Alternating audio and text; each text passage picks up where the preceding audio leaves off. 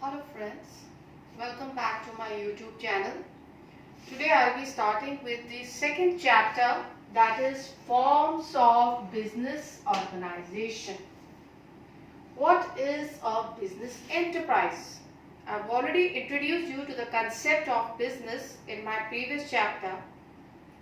Business enterprise का क्या मतलब है? Business enterprise means any organization which is engaged in some business or commercial activity. Any organization undertaking any business or commercial activity is a business organization. And these business organizations are adopting various forms to carry on their business. These forms, the various types of these business organizations are private sector enterprises, public sector enterprises, joint sector enterprises. Private sector enterprises are those enterprises which are owned, managed, controlled by private individuals. Very good example I can give you. The Tata company, the Birla company, the Wipro are all the examples of private sector enterprises. Second is your public sector enterprises. Those enterprises which are owned, managed and controlled both by central and state governments are public sector enterprises. For example, your SAIL, Steel Authority of India, GAIL, Gas Authority of India, LIC. These are all the examples of public sector enterprises. And third form of enterprise is your joint sector enterprise. The word itself says joint. Those enterprises where both private and public sector coexist, that means they are working together to carry out these organizations, are joint sector enterprises. That means the day-to-day activities are carried by the private entrepreneurs, and actually the management, the ownership, the control lies in the hands of the government, and the things are done through the board of directors appointed by the government. Good examples of this is your Maruti Udyog Limited. Now in this chapter, we are actually dealing with the first type of enterprise, that is your private sector enterprises. We will deal each and every concept in detail here. The first form of various forms of private sector enterprises are your sole proprietorship, joint Hindu family business, partnership, cooperative society and company or joint stock company. That means we have 5 forms of private sector enterprises in our syllabus, and we will be dealing with each and every enterprise in detail. First type of enterprise, that is your sole proprietorship. I am going to start with it right now. Sole proprietorship. Sole word itself says, sole means one and proprietor means owner. One single owner. That type of business enterprises where one single owner is owning the business, controlling the business, managing the business without any support of any other person is a sole proprietor enterprise. Proper definition: any business owned, managed, controlled by single individual. Very important point here. Single individual is known as sole proprietorship organization. And what are the features of these sole proprietorship? Number 1, single ownership.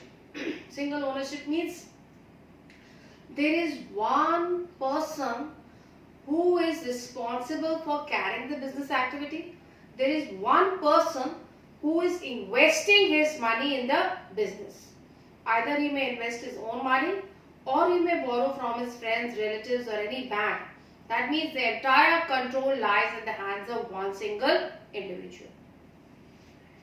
Formation and closure. This point says, as such, no legal formalities are required to start the business or to close the sole proprietorship business. Any time the person may on his wish start the business, and any time the person on his wish may close down the business. Only few businesses I can give an example of pharmaceutical businesses that is related to your medical line. In such cases, a license may be required by the government. Otherwise, no such legal formalities are required in sole proprietorship form of business. Next is your unlimited liability. Very important from the examination point of view, and you get a case study also on this question. This particular point says that the liability of the sole proprietor is unlimited.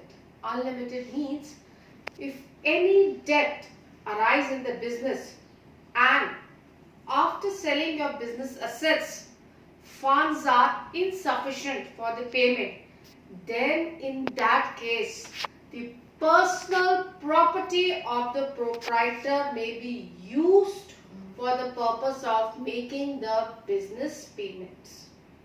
That means, मान लीजिए मैंने कोई loan लिया है 1 lakh का and I sell off my business assets worth ₹70,000.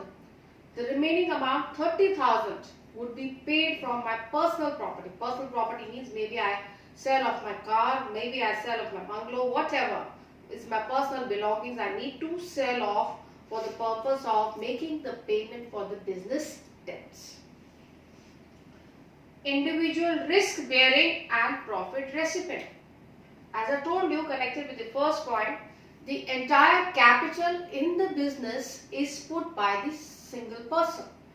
So definitely whatever the returns he is getting on that capital would also be enjoyed by that particular individual. Profits would be enjoyed by the individual, and if there is a loss, as I already told you, business has risk. If there is a loss, in that case also the entire loss would be borne by the sole proprietor himself.